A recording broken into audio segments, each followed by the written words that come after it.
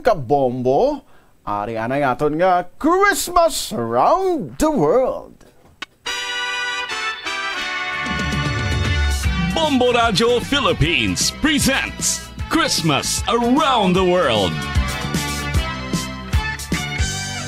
Si Christmas Around the World naton kabombo sa mga aga magapadulong kita sa Portugal. Ang Portugal na hamtang ini nga pungsod sa Iberian Peninsula sa southwestern nga bahin sa Europa kagang teritoryo sini naga-include sang Macaronesian Archipelago sang Azores kag Madeira. Kag naga-feature ini sang westernmost point sa continental nga Europa kagang Iberian portions ini gina-border ini sa west and south sang Atlantic Ocean. Sa north and east naman ang Spain. Kag ang sole country nga mayara sang land border sa Portugal mo ini ang Spain. Espanya. Yes, that's right. Mambayan, feeling ko isa lang kasang nahibalo. Yes. Kag sa aton nga mga kabombo, subong nga matinion, diri sa Good Morning Philippines, i-welcome nato na aton nga international correspondent to tell us more kung paano mag-celebrate sang Pasko ang taga Portugal. We have Bombo Rice in Nalao. Bombo Rice! Feliz Natal, Bombo Rice! Advanced Feliz Natal, Bombo Ayan, and Bombo Chiza, and Bombo Radio Iloilo, Philippines. Maayong aga dira sa inyo. Maayong aga gid sa inyo dira sa Portugal. Ano oras dira? Kag kamustang tiyempo nyo dira, Bombo Rice? So, Bombo Chiza, winter time na. Wala gid na late ang winter. So, mga 6 to 8 degrees tubong gabi. Malamigit. Oo. Ano oras sa gabi? Subong 3 a.m. na actually. Past midnight. Wow, winter. So nagka-winter attire si Bombo Rice. So kung winter and Christmas, feel mo gid ng Christmas, Bombo Gisa. Okay, by the way, Bombo Rice, Desembre 3 ang kagahon dara subong. Kumusta man sa unang 3 ka adlaw sa Desembre? Ma-feel mo gid yang Christmas man dara sa Portugal, Bombo Rice? Yes, Bombo Ayan. So, kung kita dira sa Pilipinas, September pa lang, na-feel na natin ang Christmas. Dere, sobra gid namon na-feel ang spirit ng Christmas end of November 30th. Kaya ginlit up na ang Christmas light sa Bilog nga City. Kagang kalamig. Yes, feel gid namon ang winter season kag ang malamig nga Christmas. I mean sa weather. Oh, mga pila ka tuig naman ikaw, by the way, nga dira ikaw sa Portugal naga-Christmas, Bombo Rice? So it's my 6 years na Bombo Chisa nga pag-celebrate sa Christmas diri sa Portugal. Wow. So, doon naanad naman sa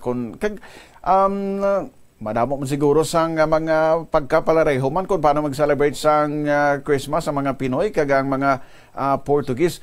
Sa subong Bombo Rice, pwede mo ma-share sa amon kung anong mga kalabanan nga mga pamagi sang selebrasyon sa mga tao dira sa Portugal nga daw mapaanggid man naton sa selebrasyon naton nga mga Filipino, Bombo Rice.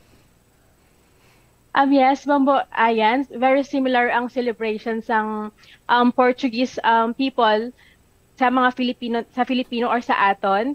Kay ano man sila, very close family ties sila.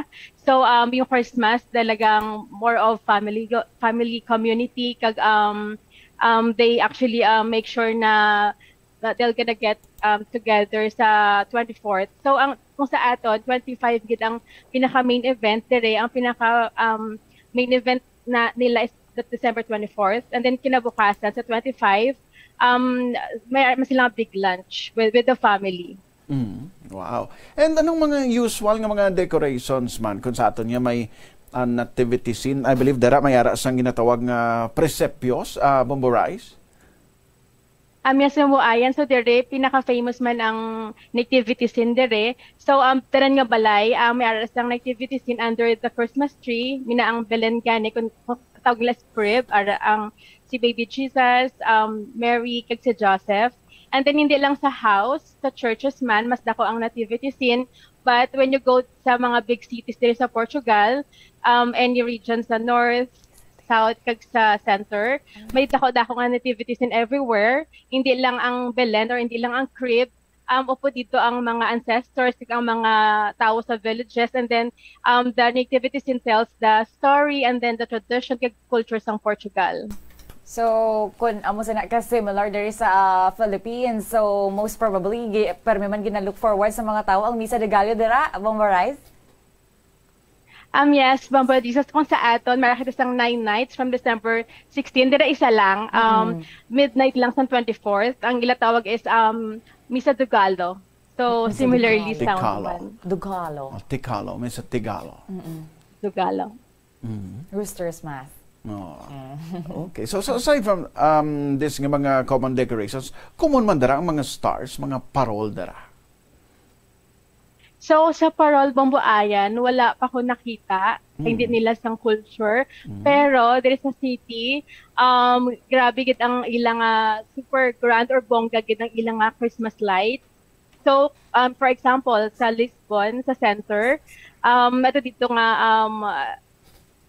2,150,000 bulb na kaka-light up lang nila last month, November 30. So very fresh gid ang mga Christmas lights subong. So this is the best time gid nga mag-explore sa city. Pumudisa? ang inyo na mga nagatrabaho naman dira ya Bombarais kay December na sa bunga abi diri busy na gid na sa mga Christmas parties dira mabambayan sa mga eskwelahan, sa mga lobrahan. Kamuya mga mag-umpisa naman dira sa mga Christmas parties, Bombarais? Yes, Bamboji, sa diri ang Christmas party, ginaheld nila before December para balang December, ma-spend gid bale sang mga tao with their family kag friends. So yung mga Christmas party sa mga company, sa school, tapos na siya before the December. Temprano pagid gali sila ya Bombayan. Okay. Istoryanta naman ang mga pagkaon. Ano mga common nga mga pagkaon nga makitaan sa dining table sang typical nga mga Portuguese family Bomborais during Christmas? Yes, Bomboayan, katulad sa Pilipinas, mahilig man sila sa pagkaon. So, sa 24th, ang ginamit ko kagaina, ang pinaka-main event last 24th, ang traditional nila na food is yung bacalhau. Mina ang ginakaon nila before the 25th. So, ang bagay sa mga Portuguese, meron sila nga 1,001 different dishes nga maobra sa isa ka bacalhau o sa isa salted nga bacalhau. So, minilagay na serve sa 24th, dinner time before the midnight with the whole family. And then, together with that, meron man silang very famous man nilang mga desserts.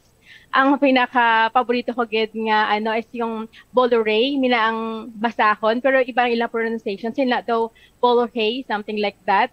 And then, ang funny sina, round na siya bala nga puno sang mga caramelized kag dried nga fruits. Pero may isa ka bilog nga fava bean. So kung sino ang maka-jackpot or makakaon sa slice ng marang nga fava bean, the next year, mina ang ka-person siya ang mabay sang cake para sa whole family. Oh, okay. And then, okay. That's the 24th. So nakaagi And then na kinabukas. Oo. So nakaagi na nga ikaw ang nakakuha sa kag ikaw. Ikaw nagbakal mo. Wala ko man. So far, look forward ko man. And then damo pa sila nga desserts katulad sa aton, damo pastries kag desserts nga together with the bolorey, yung rabanadas, the French toast na siya, nga versions ng Portuguese, and then madamo pa nga do fried bread nga may coated sang cinnamon kag sugar. And then the next day, the 25th, pwede na sila ka-eat sang meat, and usually mga roasted lamb and stuffed turkey. Pero sa mga traditional na mga Portuguese, mga baby goat, usually sa Porto or sa North. And then with the dessert man. Baby goat kay kid na ang tawag. Baby. Soft, parang carne. Bomborais, though ano man, nakatilaw ka na isang lampria de ovos. Do dessert man na dara. Ang Bomboayan? Lampria de ovos. Do dasig lang na dessert? Dessert na sa do egg yolk na siya nga ginroll sa sugar and molded into shape of fish. Kag iban naman. Nakatilaw na ko sa Pastoralias, oo. Kahit sa hindi Christmas, kay available siya sa Pastoralias sa Ubang Baayan. Okay. Pero ining Bolorea kayo na nga mention mo, for Christmas lang na siya? Or a specialty sa Christmas? No. Christmas, usually. And then, nakikita ko man siya sa New Year, kag sa 6 ng January. Kung kaya celebrate man sila balasang daw Three Kings Day, yung tawag nila is Dia de Reyes. So, ang pagtatapos ng Christmas. So, ginabalik nila ang mga desserts kag ang Bolorea nga ina. Tuwing New Year kag January 6, pagtatapos ng Christmas. Pwede mo siya kaunong liwat. So ikaw Bombo Rice bilang Pinoy dara sa Portugal, ano ya ang tradisyon ng mga Pilipino nga gindala mo dara ya and every Christmas ginahimo mo gid ya bilang isa ka Pinoy? Yeah, so ang halin sa Pilipinas, so I'm very fortunate nga nakaari diri man ang mga Filipino. I am with the Filipino community of Filipino Portuguese community with the embassy. Nag-celebrate kami sa Christmas every year. So subong ang last terms na amon nga beloved Celia Feria. So, hindi ko sure kung meron kami sa Christmas party subong nga year with the new ambassador. But then, ang for sure, gitala ko dire, medyo similar man with the family, love of the family, and of course, yung pagkaon. We make sure din na kahit pa paano, like yung mga ibang nga kapwa natin nga Pilipino, nagaluto sila sa mga dessert kit bala, nga halin sa from the Philippines man. So, I'll make sure nga maka-order ako para matilawan ko man kahit pa paano yung mga desserts mo, especially mga kakanin, kaya galuto sila tapos ga-order lang kami nga mga Filipino. Wow. So, ikaw Mayara, ikaw sang medyo nahibaluan lutoon? Funny, pero ang nag-iisa lang ginaobra ko for me, ang fruit cocktail or fruit salad sa aton. Siyempre, dire bala iban ilang mga cream, so ginamix ko lang siya according dun sa available na resources. Pero ginaobra ko lang, hindi luto, pero ng fruit cocktail or fruit salad. Basta do salad, gapon ang sabor bumbayan. Pero kasi may lain nga fruits kada nga ginadugang? More on cherry, berries, hindi ba tropical, kaya kung mapakagilis ng tropical nga fruit, though hindi justifiable ang lasa bala. Hindi kasing nambis ang sa aton. So, ma-improvise ka sang ilang mga fruits. Instead of tropical fruits, yung mga berries nila, kaya ang manami dere. Ano naman ang mga gina-enjoy sa mga kabataan kung amo sining season, Bombo Rice? So mga kabataan, perfect sila sa Christmas kay ang gift giving gina-offer nila sa mga kabataan. So hindi lang parents ang gahatag sa ila, pati ang mga relatives, ang mga extended family, extended friends, gina-shower nila sang gift ang mga kabataan. At the same time, there is sa Lisbon sa center gina-open ang Wonderland. Though Disney or Carnival bala siya nga Christmas kompleto sa. Though, ipa-feel nila pala ang village ng Christmas. So, dito ang balay ni Santa Claus. And then, may mga Christmas markets na pwede mo makita tanan nga craft, food, kag mga goods man sang mga Portugal nga traditional from the way back pa. Sige. Lastly, siguro, Bombo Rice, anong mga usual nga mga greetings nga mabatian mo during Christmas dara sa Portugal aside sa ginhambal ko kay ina Feliz Natal, Bombo Rice, ano pa gid ang mga Christmas greetings dara in Portuguese? Yes, so Feliz Natal or Boa Fiestas, pareho lang sila sang meaning. Or kung New Year naman is Feliz Ano Novo, and then mayroon sila sang parang Boa Dia de Reyes, kumbaga is Happy Three Kings. Okay, sige. Bombo Rice, sa pagbugtaw aga, kag pag-sermon sa Or basi wala pa nakatulog si Bombo Rice. Salamat gid Bombo Rice and Merry Christmas dara sa imo. Thank you gid Bombo Rice. Madama nga salamat Bombo Ayan, Bombo Disa kag Bombo Radyo Iloilo, Philippines. Feliz Natal and Merry Christmas in advance sa tanan. Okay. Yay! Namatian natin nga Bombay International Correspondent direkta sa may Portugal, si Bombo Rice Inalaw. Oras sa Bombo Radio Philippine Standard Time, 1 minuto ang nakaligad sa alas 11 subong aga. Sa pang mga kabombo. Watch out for another edition of Christmas Around the World. Various celebration of Christmas by different countries. Only heard and seen at Bombo Radio Philippines. Wow. So, karon bantayan kay may isa pa kita kapungsod nga padulungan sa aton nga Christmas Around the World. Ang greetings pagi dito sa Portugal. Merry Christmas, full of love, friendship, and joy. Oh, how do you say it?